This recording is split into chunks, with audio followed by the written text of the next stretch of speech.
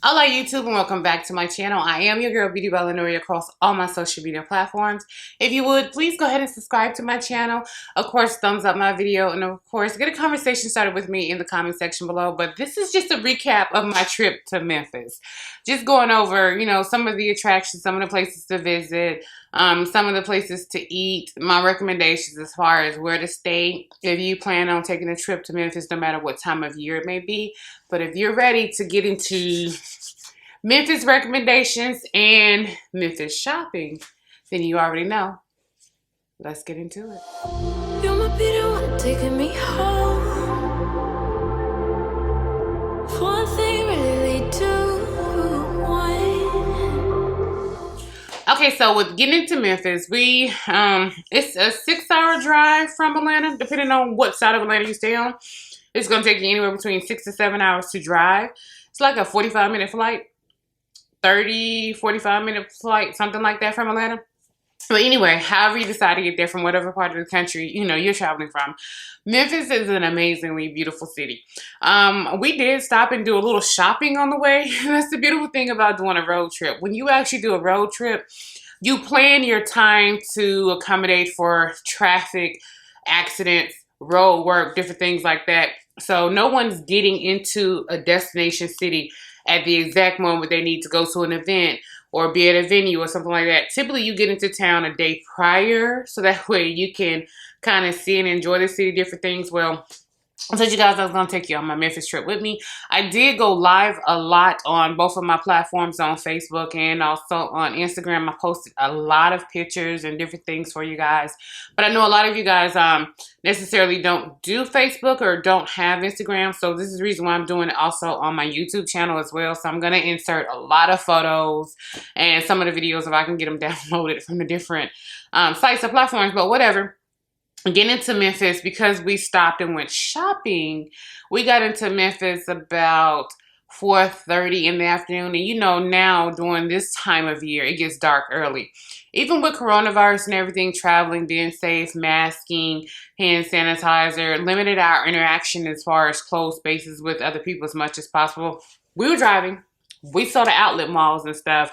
They have the Coach, the Gucci, the Nike, the Ralph Lauren, and all of this other stuff. And, at the outlet malls, it's typically going to be cheaper than you get it at retail from the direct website, or cheaper than you get it from Foot Locker, East Bay, Journeys, Man Alive, just any of the different places we normally shop to get our fits and different things. So what caught my eye was going to the Nike outlet, because I made the horrible decision of getting on the road and not bringing my slides to me. When you're riding or, when you're at the hotel and stuff, you just want to put on your slides as you meander down to get coffee or whatever it may be.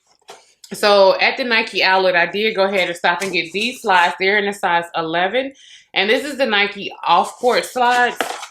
So I did go ahead and grab these because my butt was like, look, I need some slides. I need to be able to be comfortable, whatever I'm doing, wherever I'm walking or whatever's happening, whatever's going on. So I went ahead and got these. At the Nike outlet that we stopped in the one in Mississippi.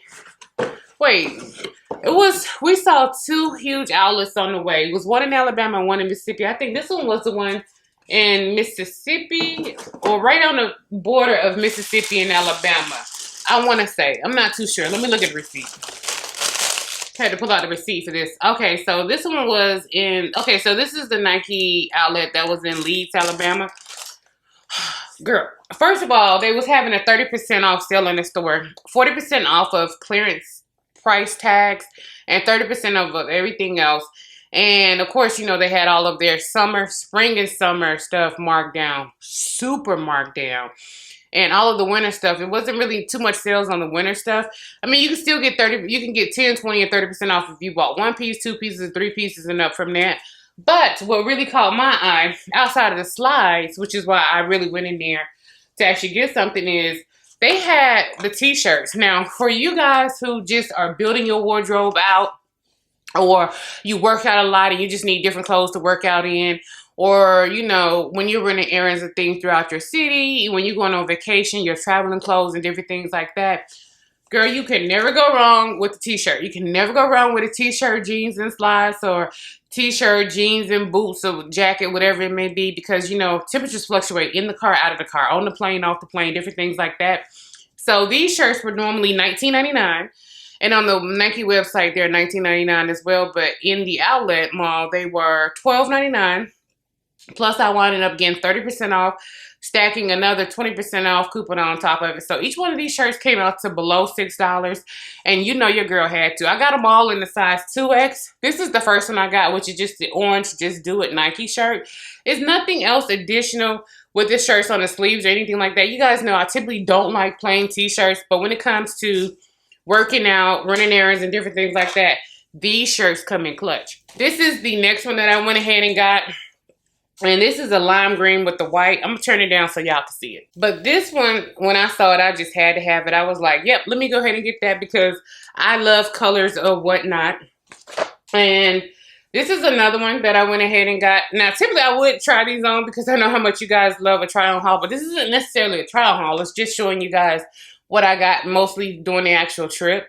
But this one is the blue with the Nike and everything. Again, just shirts you can grab and go work out in, go to the mall, just whatever. However you decide to dress it up. Or if you need different colorways to match, you know, your different shoes and things, and you don't feel like spending all of that money on a complete fit, get yourself some t-shirts. Again, all of my t-shirts are in the size 2X. And I did go ahead and get some of the traditional colorways because you can never go wrong with the traditional colorways. This is the obsidian and white, which is my favorite color combination in the Nike brand itself. And went ahead and grabbed this one, the traditional. This is actually silver, so it's the silver Air Nike. And then another green one because I love green and I have a lot of green when it comes to my Nike fit. So I got all of those for literally, guys, less than $6. And my slides were normally, okay, so the Nike store outlet, boo, they give you the same receipt they give you at CVS. Like, there's no reason why this receipt is this long for the items that I actually got, except for they list the original price, the sale price, the discount, the coupons, and all of that underneath each chunk. Child, I don't know. But the slides were originally $29.99. And then I got my 30% off discount and stacked my 20% off discount. So they came in at $17 and some change. And then all the different shirts and stuff I went ahead and got. So that is the Nike outlet. Absolutely love that. While we were there, Lids had an outlet with a store within the actual outlet. And I was like, let me go ahead and see the price of these actual hats and everything versus what it costs, you know, just at the normal Lids store in the mall. And they were doing 20% off, plus they were coming off of their Thanksgiving sale that was ending the same day we were there. So we wound up getting right at 29% off. So since I have a lot of black and white, I went ahead and got a fitted New York hat. It is kind of like a really dark gray, heather gray, and white. So this can match any of my outfits that have that gray in them, whether this is the dark heather or the charcoal gray within it. So I could just throw this on when, you know, with any type of fit or whatever and be perfectly fine and good to go. For days where, like today, I need to go ahead and wash this. So I went ahead and just threw these curls up into a ponytail and did some edges and just called it a day. But on other days, when I pull it into a low pony, I could just slap a hat on until wash day actually comes around. So if you guys are traveling and doing any type of road trips, I definitely encourage you to go ahead and stop at outlets when you see them. Stop at the outlets when you see them because you're definitely going to get a better deal and discount than shopping on the regular website or doing different specials and different things like that. Now, the next thing I got, now this is from the gift shop. Now, this is the only place where I actually purchased something from the gift shop. And this is when we went to the National Civil Rights Museum at the Lorraine Motel. And so we went there. And in the actual gift shop, it was two things I saw that I wanted. And the first one is the hoodie. Again, this is in a size 2X, guys. But I saw the hoodie, and I definitely wanted to go ahead and grab the hoodie. Oh, my God. It was so pretty. I'm going to go get it customized and have like my nickname embroidered on the actual back. So I got to get ready to take that up to the mall and drop that off either today or tomorrow. And they had this little combo pack where you can get a t-shirt and a hat, and it was on sale and cheaper that way. So I went ahead and chose the pink combo. So I went ahead and got the National Civil Rights Museum, their hat with the little buckle and everything on the back, because I got a lot of pinks that I could wear it with. And it came with the t-shirt and bag. Again, I got both of them in a 2X. And this is the blue with the heather gray. It would have been nice if it would have had like the pink with the heather gray so it can match the hat. But, you know, I guess they just was doing just the different combos. I'm guessing all of the shirts were the same. The only difference with the different combinations outside of the sizes were the actual colors of the hat. And I think they had like 5 or 6 different color hats that you can get with the actual combo, but they all came like rolled underneath the hat like this and actually in the bag. So it was a combination that you could grab based on the color of the hat and of course, you know, the size that you actually wear. So I went ahead and got that. So that's pretty much all of the actual shopping I actually did on the actual trip. Now I'm going to move into BB King's, the food and the drinks and everything like that. BB King's, I'm going to go ahead and start pictures while I'm talking. BB King's was phenomenal. It was amazing. We had a chance to listen to live music, which was so great. We was there for a few hours. I had the shrimp, the catfish, and the fries and the hush puppies. They have the best hush puppies at BB King's. Those hush puppies were so good. I went ahead and got an order of the hush puppies when we got on the road to leave Memphis to bring back home and also to share with my children. I did go ahead and get them some items too. You guys know I really don't share items that I buy for other people in my life, just pretty much my stuff. After that, we did go ahead and go walking up and down Beale Street. It was amazing. It was fun. It was a large police presence. Everyone had on their masks. The establishments were very, very, very, very clear about you having your mask on. They had hand sanitizer everywhere. So it's as safe as possible for you to still be out.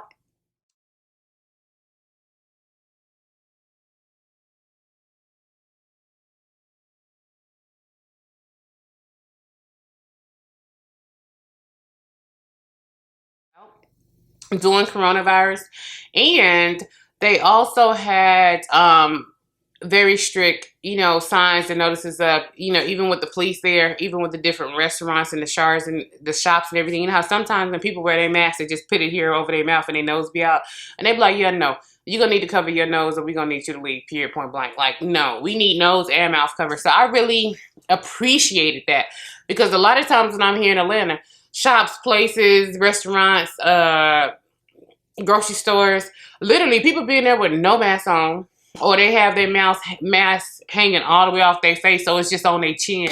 I'd be like, what's the point? Anyway, so BB's was absolutely great and amazing. The second day we were there, we wound up going to Soulfish. And Soulfish, oh my God, their food is really, really good. It's just, it was greasy. So when they brought me my food, I did go ahead and put napkins on my plate to finish draining it out. It's like they literally took and fried the fish and everything and just straight from the basket to your plate. So when they brought it to your table, it was piping hot, super crunchy, super fresh. The one thing I will say I like about the catfish in Memphis, every day I was in Memphis, I ate nothing but catfish from 3 different places. I like the fact that they fry their catfish, they flash fry it and deep fry it, meaning it's super crispy on the outside, well done on the inside, but still fluffy, airy, and juicy.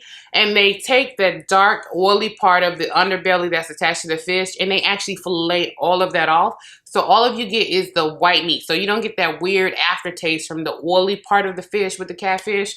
Absolutely amazing. Everything I got that was a fillet was actually a fillet. It wasn't a tiny bone or something that got caught. So I really liked that with Memphis. So Memphis is definitely a city where I definitely enjoyed the actual fish.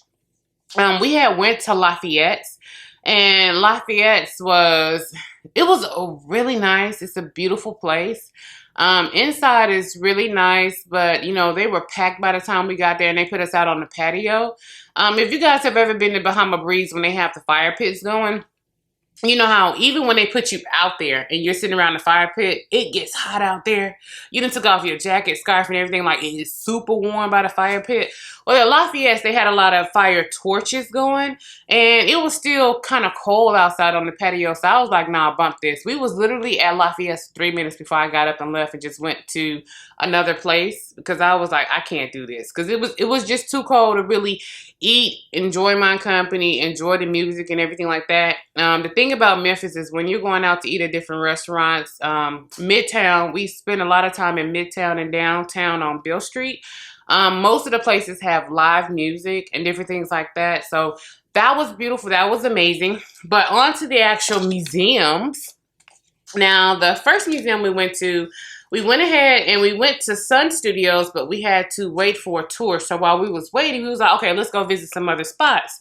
So we went ahead and went to the Memphis Rock and Soul Museum, and we also went to the Memphis Music Hall of Fame. So going to the Rock and Soul Museum is when I was able to go ahead and see Isaac Hayes' car, you know, his piano, you know, his office, and, you know, Elvis, of course.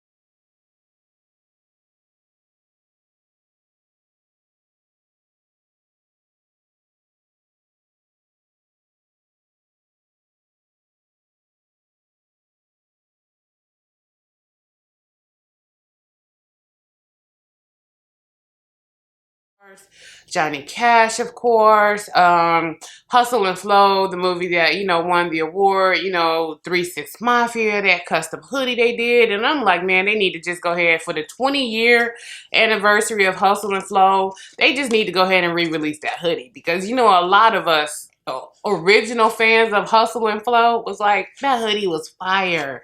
So I'm inserting all of those pictures and everything for you guys so you guys can actually see. Absolutely gorgeous, absolutely stunning.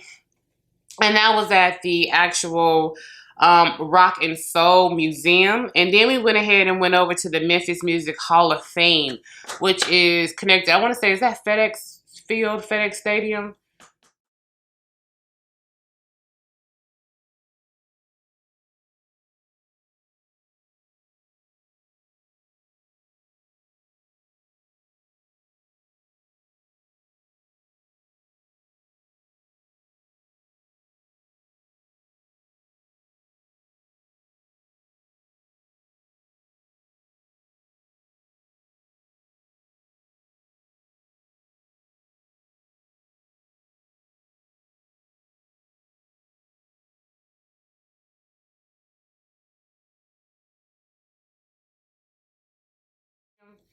It's connected right next to their stadium. So as you can walk all of these places, you can literally walk to. So when you come out of the Rock and Soul Museum, you'll walk about a block and a half down the street and over, and you'll actually get to the Memphis Music Hall of Fame. Inside the Hall of Fame, when you first go in, you're gonna sit down and you're gonna watch a little movie that'll tell you information, you know, about the history, the richness of music in Memphis and how it all comes into play, even though it's from different parts of the country. And then they give you these headsets with this little thing that you're able to play different exhibits. Like each exhibit actually has information about it, and you just plug in a number on your little box. Like it's a little box they give you like this size, and you just punch in the number and you're able to listen to it and listen to the music. They have over 100 different songs in there that you can listen to. The original recordings, not the remastered, not the digital, the original wax, the original records, the scratchiness, the grittiness of the recordings from the 40s, the 50s, and the 60s. That original grittiness, it is amazing to be able to hear that. And going through the museum, you can see all of the different uniforms, as far as even them with service members. I did see at the first museum location, they do have Justin Timberlake Tom Ford suit from the suit and tie. They also have the custom Justin Timberlake Jordans with the chrome tops that he would sign from time to time and give out. They have that there. They have so much there. I will say some of Elvis Presley's uniforms, what I noticed, you like, man, this is weird. Because it is his original uniform, and you know, he liked to wear his clothes skin tight. They didn't They didn't clean anything or anything like that. They wanted pristine. Exactly how they got it is how they took and curated and put it up in the museum. Let's just say you can see print marks. And I was like, this is weird. This is weird. Like, we couldn't just, you know, I was like, oh my God, what is going on? So I definitely enjoyed my time at both museums. In the first one, at the Memphis Rock and Soul Museum, you're going to need probably an hour. Yeah, you can get through there in probably like an hour, hour and a half. Really great exhibit. At the Memphis Music Hall of Fame, because it's so much music and it's so interactive and so many movies and so many just different things where you can just go up and read period pieces, or you can listen to them talking, actual recordings from that time. If you're really huge into original recordings, original audio, original video, then if you go to the Memphis Music Hall of Fame, you're probably going to need a good 2.5 hours there for that. After we left there, we did go ahead and go on our tour at the Sun Studio. So when we went to Sun Studio, it's a guided tour. Marcus, the tour guide, he is freaking phenomenal. And he is actually a live musician in Memphis, so you can go see him and his band play around Memphis. He is freaking phenomenal. But Sun Studios is one of the few remaining studios that is the actual original studio from the 40s and 50s. Everything is still as it was from the 40s and 50s. The acoustics, the sound, the way it's set up, the upstairs, the downstairs, everything is still original.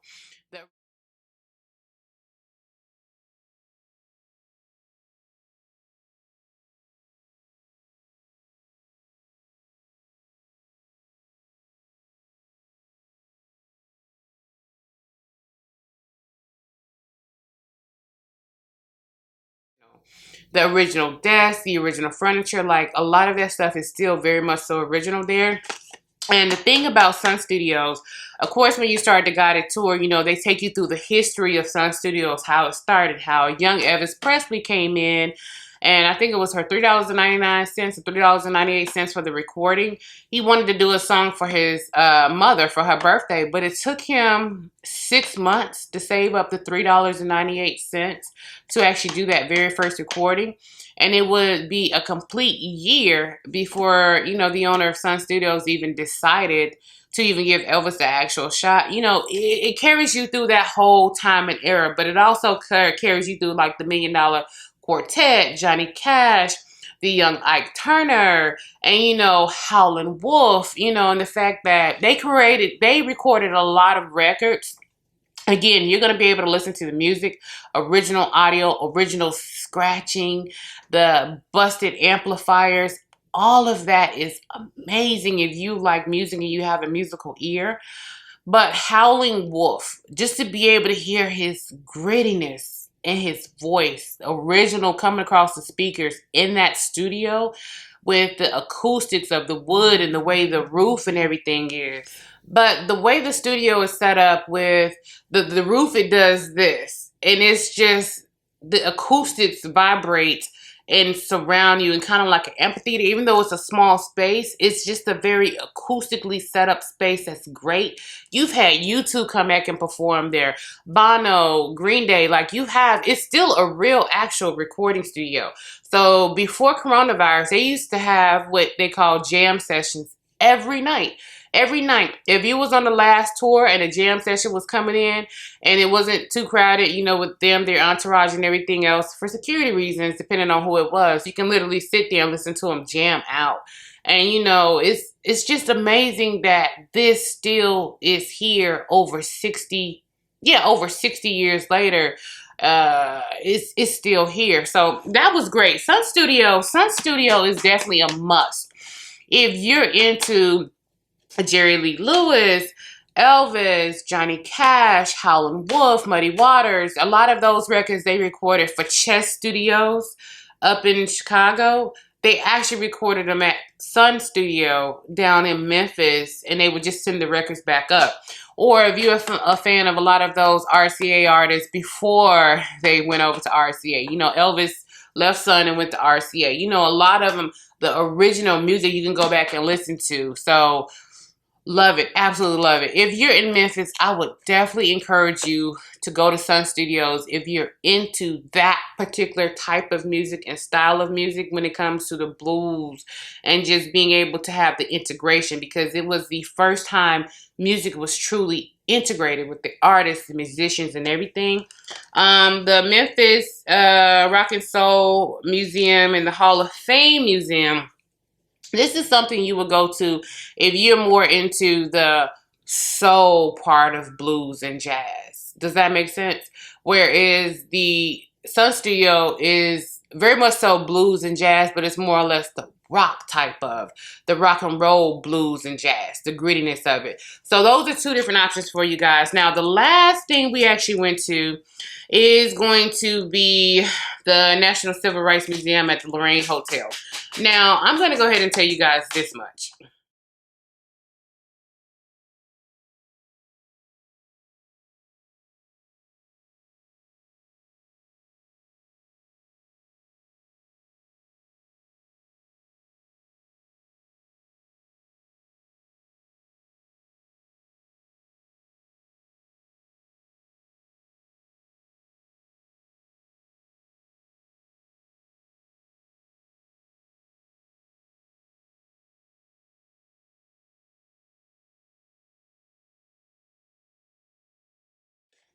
Okay, so if you plan on going to visit the National Civil Rights Museum at the Lorraine Motel, please be advised that it is, right now it is a three-part exhibit. The Lorraine Hotel itself with Dr. Martin Luther King's room, the cars and all of that. The actual hotel is a huge tour facility. You're going to need some time for that, baby. And the second exhibit is the Green Book exhibit, which is the Safe Negro Travel Guide. And they showed you the different routes of travel, the different forms of transportation, all of that. They take you through the history of what led to us needing civil rights, Jim Crow, prior to Jim Crow, you know, the Civil War, slavery, sharecropping. They take you through all of that. So they don't just start off with Martin Luther King. They take you all the way back to the transatlantic slavery trade. They bring you through the Civil War. They bring you through the fact that Lincoln didn't free the slaves because he just wanted to free the slaves. He freed the slaves as a military move to take away the greatest possession that the South had. And that's the reason why you saw a lot of black men join the northern part to actually fight in the actual war, even though a lot of them fought for the South too as well. But it takes you through all of that. It takes you through sharecropping. It takes you through, okay, now you guys are people. You have the right to vote. And then boom, Jim Crow. And then it takes you through segregation, the bombings, the lynchings. It takes you through all of that leading up into Martin Luther King. So this exhibit goes into the Green Book, which is the second part of the exhibit at the Lorraine Motel. And the Green Book is a limited edition exhibit, and it just shows you the different ways they traveled, the different fun they had, even though it was colored only, the different beaches, the smiles. You can listen to some of the different sounds, and it's freaking phenomenal. And then, of course, it takes you into, you know, the actual third part, which is across the street, which is the legacy. So you get to see Ava DuVernay, you get to see Al Gore, you get to see Usher, you get to see Bono, you get to see Bill Clinton, you get to see Joe Biden, Barack. You get to see how the legacy and the dream continues. You get to see a dream deferred, and you get to see a dream in all of its glory. Because across the street, you'll get to see the gun, the bullets, the autopsy, the room across the street from where they think the shot may have been taken from. You also get to see the grassy area. The museum actually dumps you out into the grassy area where a lot of people feel like the shot came from the trees in front of the motel.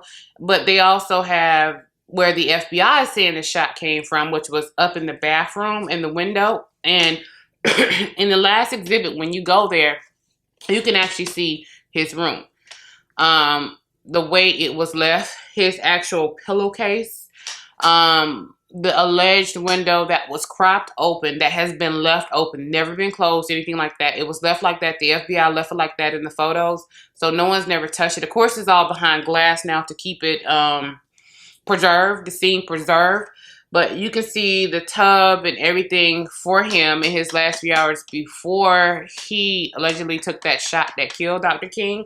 So you can see from the window, but it's an area you can walk around to the side where you can actually look, not quite from his viewpoint as the shooter, down over to the balcony, but you can see from the line of scope and be like, with that type of gun, with that type of bullet, would it have done that type of damage? Could he have actually taken that shot? Clearly, depending on the fact that it was April and that time of the year where the trees were, where he was at his location, the height of his location versus where Dr. King was standing, the trees would have had leaves on them. So, and you're looking like, that's the reason why the second theory is that shot had to come from the actual trees and come across. But you're able to see both viewpoints and stand in both viewpoints and see a clear view of the balcony in front of room 306. It actually goes through all of the conspiracy theories surrounding Dr. King's assassination. Was the FBI in on it? Was it the government? Because J. Edgar Hoover and them had a jacket on him. They was building on him and Malcolm X. And there's part of the exhibits and everything that goes into the whole Malcolm X era. I thought it was beautiful that they had a dedication to him as well. I mean, they were friends, so that makes sense. But you were able to go through Malcolm's information as well. You going back over to the Lorraine Hotel, you can see the bus that Rosa Parks was on. You can actually get on the actual bus.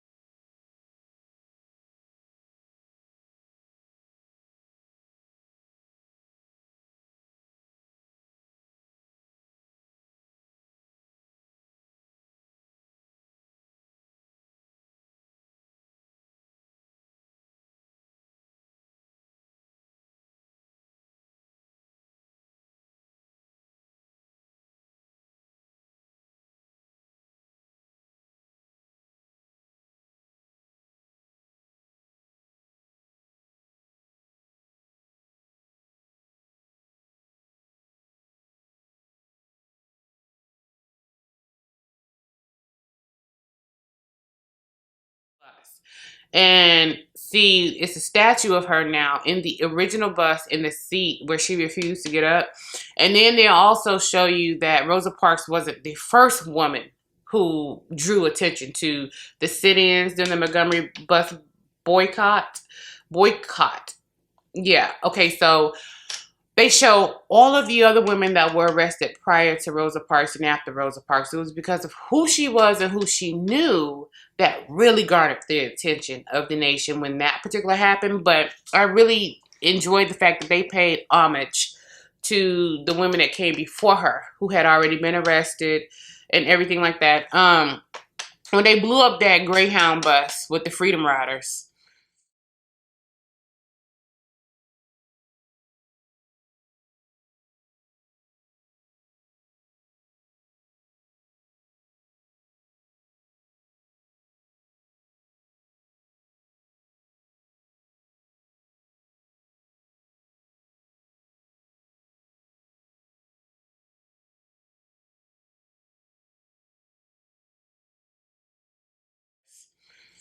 They have the bus there, as intact as possible. You cannot get on the bus, but you can go up and touch the bus and feel the bus. And when I touch the bus, I touch the tires and the rims, and just to touch it.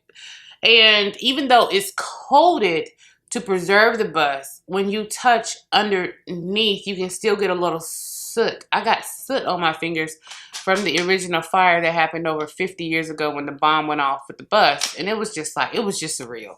It was surreal to get on the bus with Rosa Parks and just be walking in those same steps. It was surreal to be standing there in front of that Greyhound bus. And the fact that they were able to keep these artifacts. Someone was smart enough to keep them, because even though it's a horrific time in history for both America and Black people in America, it serves as a calling card of how far we've come and how far we have to go. And if you aren't constantly looking for a way of peace and positivity moving forward, how ugly it can still get if you take your foot off the gas. You know what I'm saying? So I really definitely enjoyed that part of it. And the other part, as you start to go through, of course, you're building from slavery to the Civil War to Jim Crow to the church bombings that killed all those kids down in Alabama to segregation and integration, how they didn't want that, the Freedom Riders, the Green Book, the Green Book, the Safe Negro Travel Guide. And you're building through all of this. You're seeing the different people get in jail. You're starting to see the different Black leaders come into play, Jesse Jackson, and the different ones, Hosea Williams. You're starting to see all of these start to come into play. And as you get to the top of the Lorraine Hotel, it's this calmness that comes. Because you see this sign, everything is leading up. You see, okay, before you get to the Dr. Martin Luther King's area, you're going to come across this bridge. And it is part of the actual replica of the Salem Bridge and that bloody day in history. The video is playing. It's a loop video of what happened that day. They have guards standing there, their statues and everything, so you can see what they saw on that day when they tried to cross that bridge in Salem. And you can hear what they were saying to them as they were trying to cross that bridge. So that is part of the exhibit you actually have to go through and travel through before you get to the Martin Luther King area. So when you get to the Martin Luther King area, it's clearly a sign letting you know.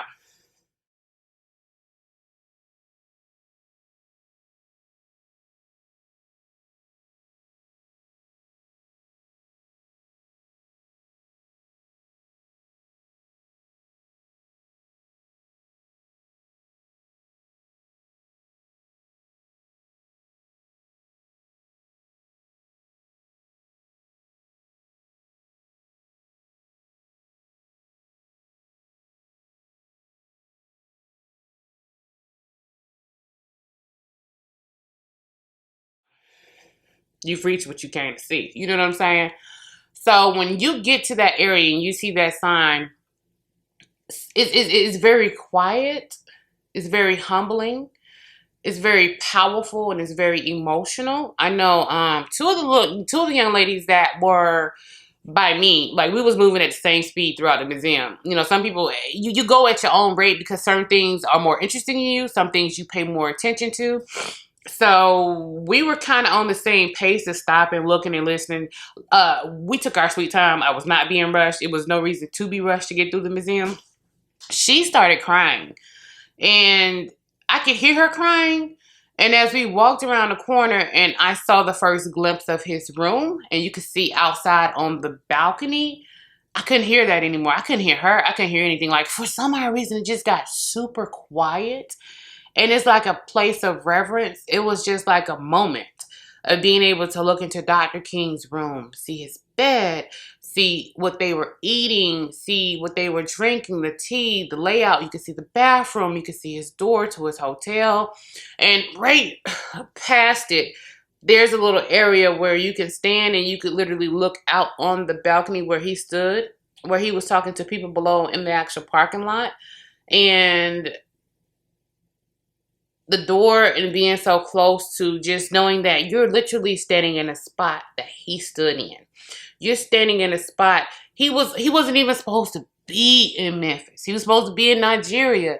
So much had happened on the trip to where he was like, it could have been avoided. The flights was delayed coming out of Atlanta. It was raining, so he didn't actually go to the rally that they were having. They were going to go do something else. They were going to go meet their friends back at the hotel. They had just sat and talked, and that talk had lasted, a little longer than normal. Like, it was like everything leads you up to that point, and they're letting you know all of this information, and they let you know you're now walking into Dr. King's last hours.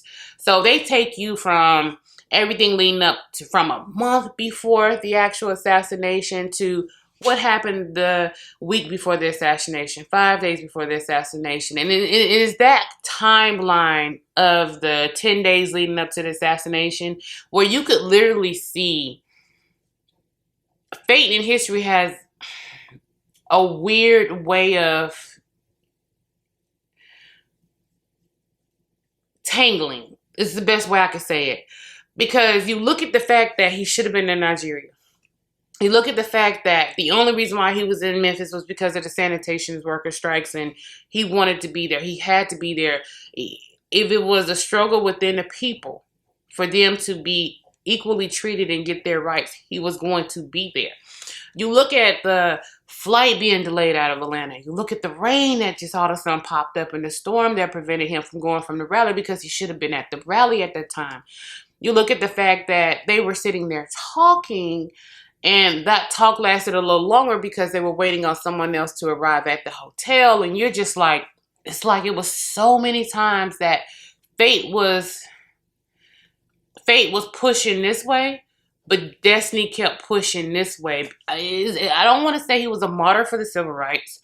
I want to say he's a lightning storm. He's a beacon of hope and change. He's a beacon of being able to love in the face of hate, being able to find a way to come to some type of compromise to where we can become better and move forward and ultimately just be better. You know what I'm saying? So that was super surreal.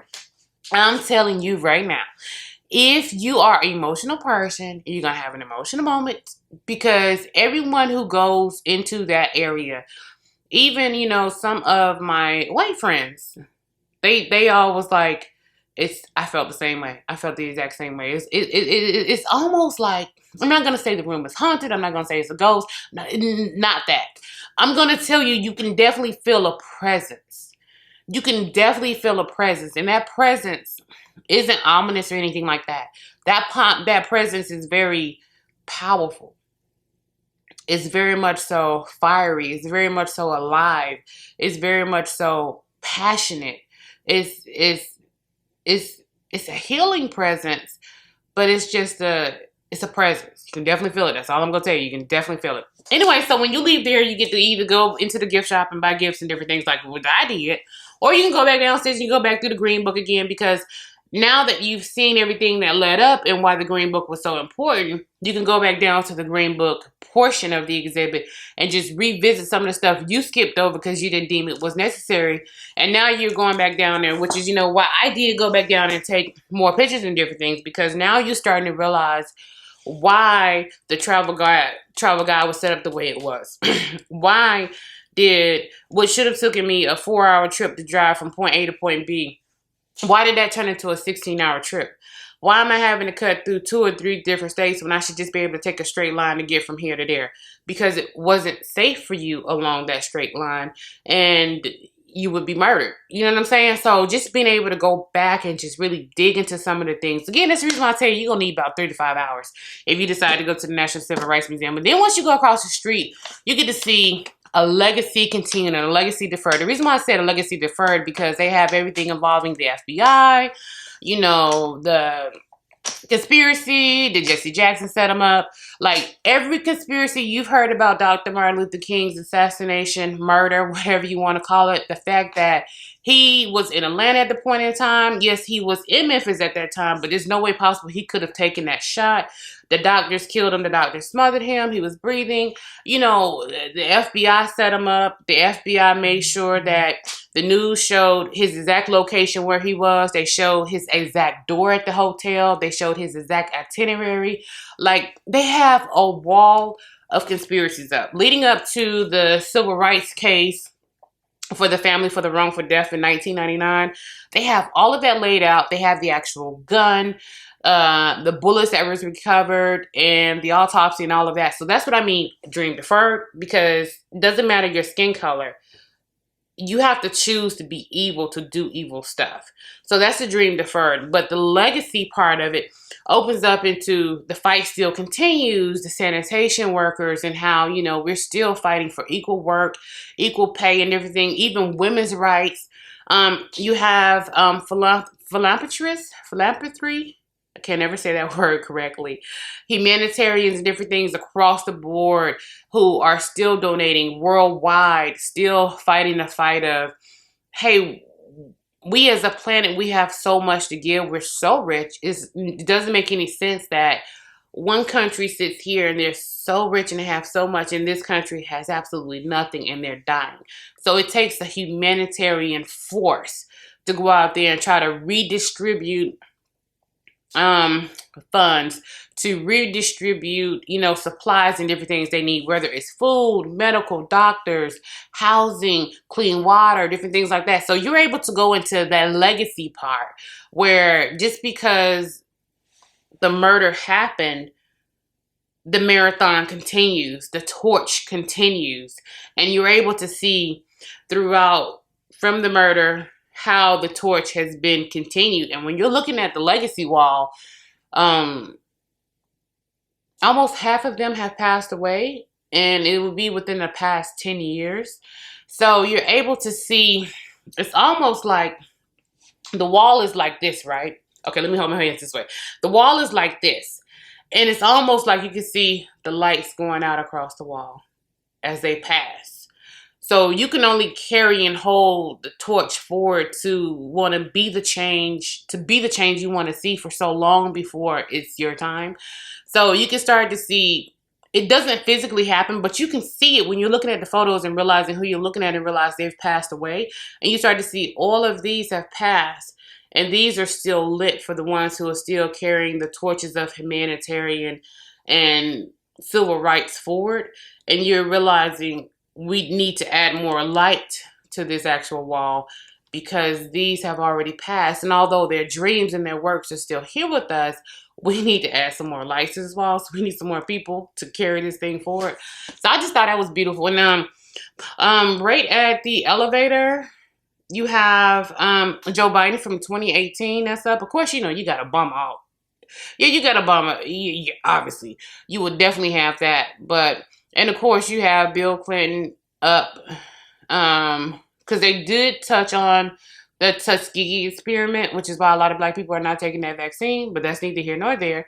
And they do have the Al Gore and different things, like a lot of big names you'll know, and then in a lot of the small names, you may not know until you read about them and what they did on the wall, and you realize this was bigger than the act of Congress. The work she did was bigger than the act of Congress. They have Ruby Bridges up, and when you just look at her and her little beautiful face and the woman she's grown into now, you're just like, the marathon does continue. So that was pretty much my Memphis trip, guys. If you have a chance to go, definitely go ahead and go. I know I'm going back next year. I know in 2 months we're going to the Civil Rights Museum in Birmingham. Probably next month I'll go to the Civil Rights Museum here in Atlanta. And I know next year we have it on our list to go to the National African American Museum up in DC. I want to go to the Freemason Temple up in DC as well. Like, I'm just gonna start visiting all of them. Like, I'm just going to go ahead and visit all of them, because although a lot of them have the same things, they're telling the same story, they tell them slightly different from different perspectives and different point of views. And because they have different parts of artifact, like the one in Memphis, they actually have the glass that blew out with the church explosion that killed the kids. They actually have pieces of that glass there. You know what I'm saying? So, yeah, I want to go to all of them, because it's certain things I didn't know. And it has nothing to do with me being black, which it has a lot to do with me being black. Because it's like, I should know my history, but my history hasn't always been available to me. But now that I'm grown, I'm having to go back and relearn and reteach myself my history. But it's not just about me being black, it's also about me being American. And it's American history, period, point blank. It's American history. So I just want to go see the different museums and hear the different stories from the different viewpoints. You know, different ones have different recordings. Different ones have different rights to certain things. And of course, different ones have bigger parts of the exhibit to certain parts of slavery, sharecropping, Jim Crow, the civil rights movement. Because what you're going to see in Memphis, you're going to see kind of in Birmingham. But Birmingham is going to be very, very, very, very, very different from Memphis, because Memphis also has the Lorraine Motel, but Birmingham has the boycotts, the sit-in, the church bombings, the lynchings. Like, you're gonna see something totally different down in Birmingham. And then of course the one in DC, for the ones that weren't able to save locations, you know, for whatever reason, they could just convert them into national protected, not national monuments, but protected space for them to be able to have those type of museums and exhibits. Then they're all at the national one up in DC. But there's several different ones around the country. I'm going. I didn't already tell everybody in my life, if you want to be a part of my little trip for 2021, mask up, put on your hand sanitizer. We're going to travel and be as safe as possible, but we're going. It's pure point blank. We're going. But thank you so much for tuning in to the video. If you guys have any questions or anything, and oh, the one thing I did want to go ahead and tell you, these tickets were super affordable. Super affordable. They were anywhere between $10 to $18 per person. Super affordable. Super affordable. None of the none of the museums, exhibits, or anything was packed, a line waiting, anything like that. Like, it was super amazing, super interactive. So if you want to, go ahead and go. If you're here in Atlanta, hit me up. We can put on a mask and go. I'm just playing. But YouTube, thank you so much for spending time with me and coming back for my videos. You already know, I don't care if you're watching me in the morning, afternoon, evening, or late at night. I'm just happy you chose to come spend some time with your girl. And as always, thank you, YouTube. Until next time. Bye.